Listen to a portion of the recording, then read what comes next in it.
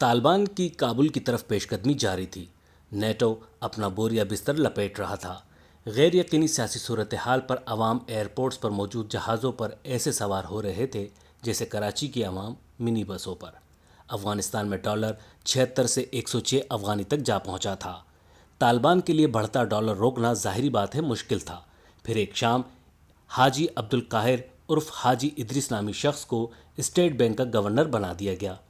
کہنے والے کہتے ہیں کہ حاجی ادریس نے اسکول کالج تو کیا مدرسے کی شکل بھی نہیں دیکھی تھی۔ اس نے اسی شام بینک کے ملازمین و افسران کو میٹنگ کے لیے بلوایا، جہاں سب افسران اس نئے governor central bank of Afghanistan کی آمد کے منتظر تھے۔ کچھ دیر بعد ایک دیہاتی شکل والا ملا نمودار ہوا۔ وضاقتہ نہایت روبدار تھی۔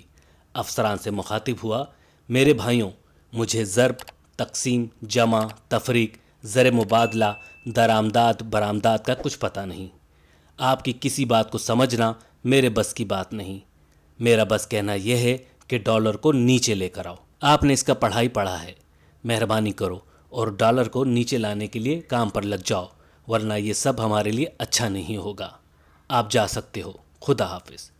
وہ مڑا اور دوسرے دروازے سے باہر نکل گیا۔ افسران ایک دوسرے کا منہ تکتے رہ گئے۔ ایک بولا، اپنی جان کی امان دیکھتے ہوئے ہمیں کچھ کرنا ہوگا، ورنہ آپ سن چکے ہو۔ آفیسر باہر آئے اور آ کر اسی شام اعلان ہوا، ڈالر 88 افغانی کا ملے گا۔ اگلی صبح پھر اعلان ہوا، ڈالر 82 کا ہوگا۔ معلوم ہوا ڈالر کو کنٹرول کرنا ہو تو آنکڑوں کے گورکھ دھندے کا کھلاڑی ہونا ضروری نہیں، فقط ملک سے مخلص ہو تو مہنگائی کنٹرول کی جا سکتی ہے۔ یہ ویڈیو بنانے تک ڈالر 89 افغانی کا ہے، جبکہ پاکستانی روپیہ 207 کا ہے۔ سینٹرل بینک آف افغانستان کے گورنر کی بات کو تجزیہ کاروں اور افسران نے اسے سنگین نتائج کی دھمکی سے تشبیہ دیا، لیکن الفاظ میں دھمکی سے زیادہ اخلاص جھلکتا ہوا دکھ رہا ہے۔ اور اخلاص کیوں نہ دکھے، یہ رضا باقر تو تھا نہیں جو ویکیشن پر دہاڑی لگانے کے لیے governor state bank of Pakistan لگا دیا جائے۔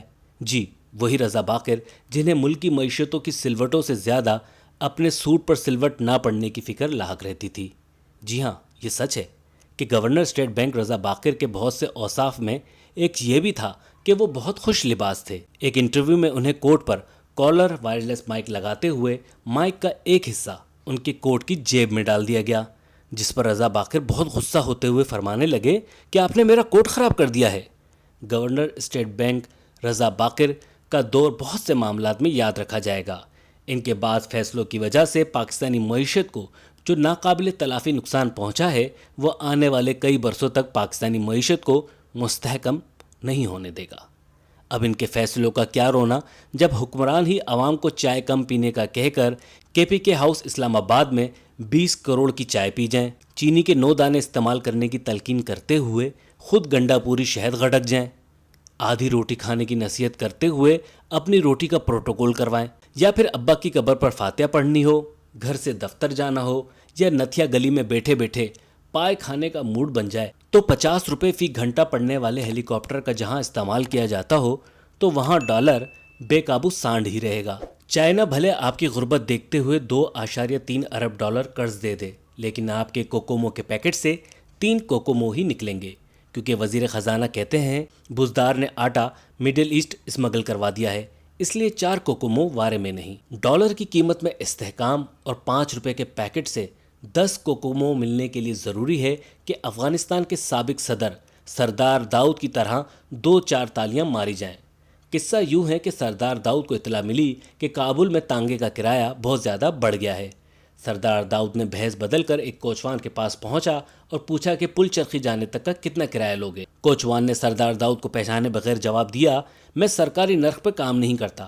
داؤد خان 25 روپے، کوچوان اور اوپر جاؤ۔ داؤد خان 30 روپے، کوچوان اور اوپر جاؤ۔ داؤد خان 35 روپے، کوچوان مارو تالی۔ داؤد خان تانگے پر سوار ہو گیا۔ تانگے والے نے داؤد خان کی طرف دیکھا اور پوچھا کہ فوجی ہو؟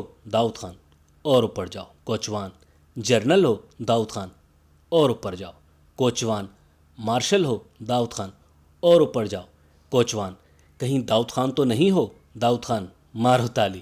کوچوان کا رنگ اڑ گیا۔ کوچوان نے داؤد خان سے کہا، مجھے جیل بھیجو گے؟ داؤد خان اور اوپر جاؤ۔